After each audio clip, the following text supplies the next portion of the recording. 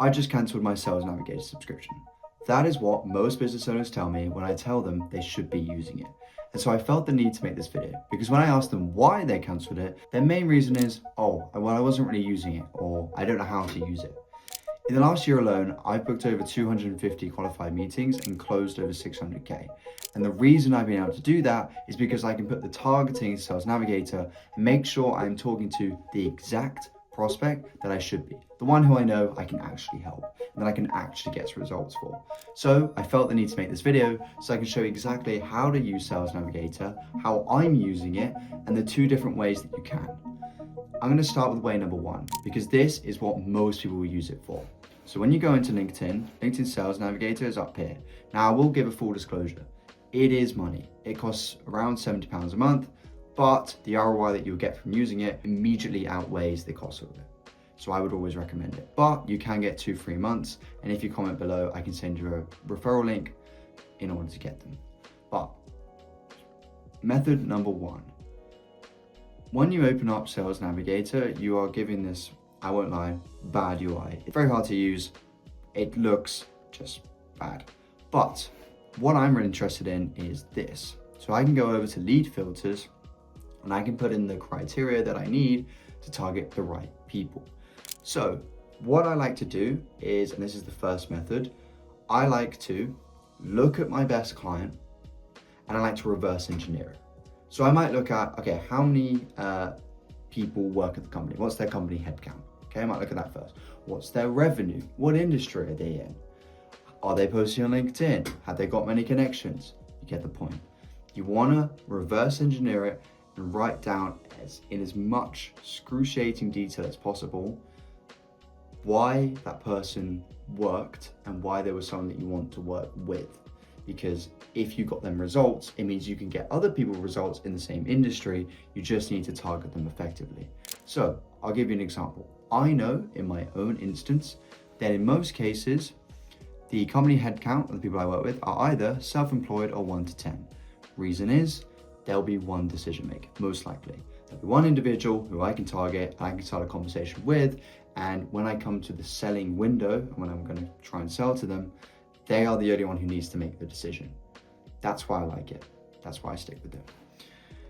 The next thing I like to do is I'll go down here and I do current job title. Now, for example, one of the niches that I work with, which I love working with, is career coaches. Really good niche. So I will put in here career coach. There it is. Cool. Now, the other thing is, and this is, again, it depends on the industry, but I like to say that 1 to 2 years, if they have been in the business for that long, they are most likely making money. So 1 to 2 years. You can also do 3 to 5, 6 to 10. This is purely so that you get out all the people who may have just started as a career coach or may have just started in the role or in that business, whatever it might be, so that you know if they've stuck with it for over a year, there is a high likelihood they're making money. Next, I'll do geography. Now, the more targeted you can be, the better. In my instance, there aren't actually many career coaches who fit that criteria. I've had to refine it over time. Some people call themselves like a job search specialist. Other people call them a career transformation coach. Same thing, but people like to refer it in different ways. So if you have one of those industries where, although it's fundamentally the same service, but people like to refer to it differently, have a conversation with ChatGPT and just see what are those other words that you need to use, and you're literally just going to chuck them up here into keywords. That's what I would do.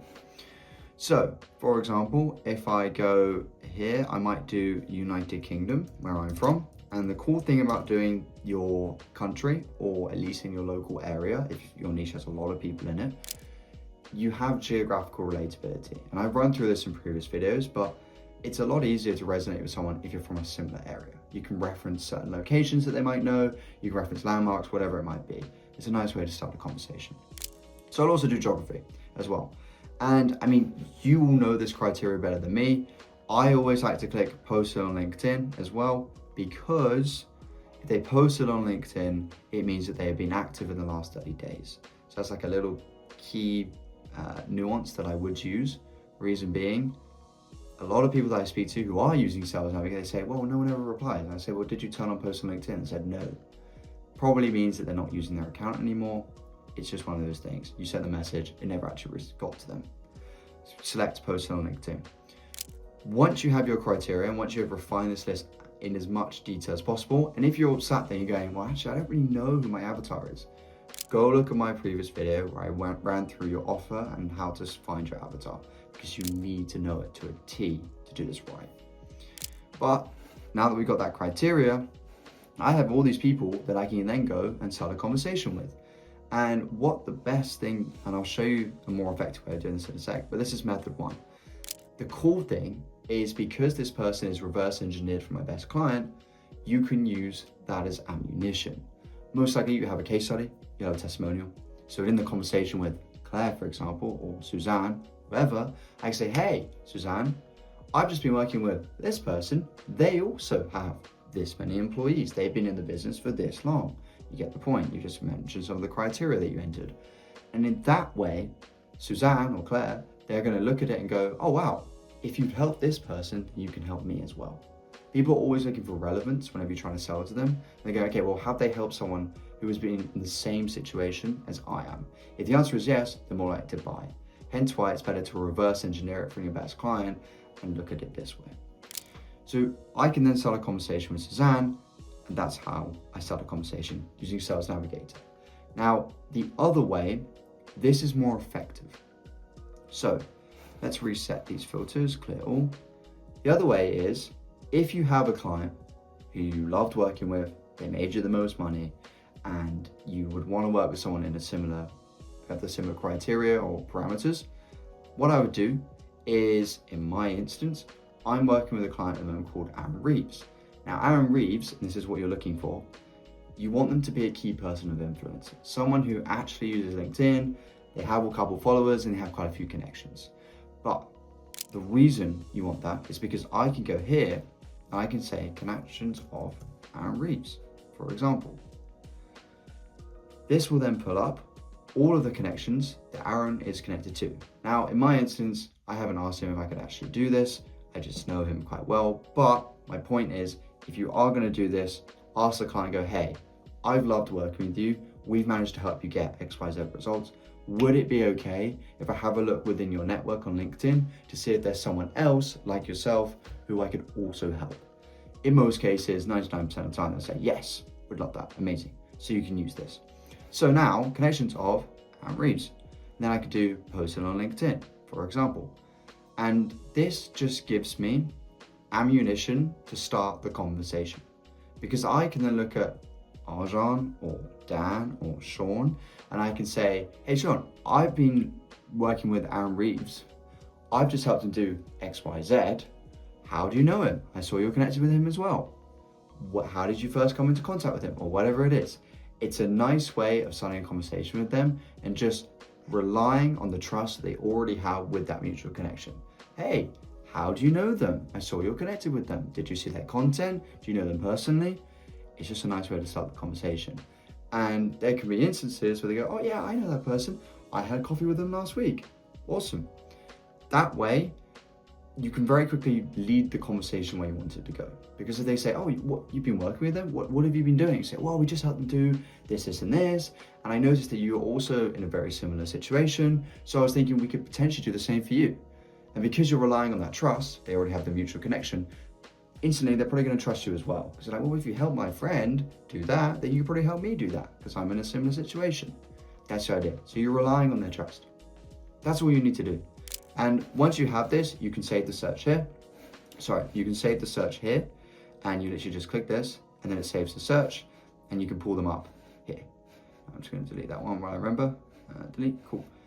Whereas I have, for example, if I go clear this, and I go to my saved searches, I can go UK specific career coaching search. And I can just click view, and it pulls up all that criteria again that I had. And so and then you can extend this out again. And so these are the parameters I'm using at the moment. So I have self-employed 1 to 10, as I mentioned, United Kingdom, post on LinkedIn, and here's the key bit. I have all these keywords. So this is what I was mentioning earlier. It's career coach, career coaching, career development coach, career development coaching. I'm going through all of them so that I'm making sure I broaden my net of people that I can actually go and chat to. And that's it. That is how you use LinkedIn Sales Navigator. You can do other things, which I don't really want to go into a lot of detail about. But for example, if you had a list and you were looking at it and going, actually, there's some people here who are really, really good, what I would recommend, if I go back to home, if I go to leads, you can set up a list. So you can literally create a lead list and be like best leads. And I can go create. And then I have my best leads. And I can go back to the lead filters, and let's just take my saved search that I have. But again, take your criteria of your avatar or your audience. And I can go, okay, Adele looks like a really good lead. I'm just gonna click this, save to list. I'm gonna chuck her into my best leads list. And I just click that, and now she's in best leads. So it's just a nice way of being able to sort the people that you're chatting to and have them in an area in LinkedIn. So you can just go straight back to them and go, okay, here are my best leads. Let's try and get them across the line. But that is it.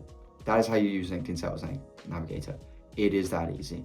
And I have run through how to start the conversation with these people in lots of other videos. So now that you know how to use it, go see how to start the conversation and go and book some meetings.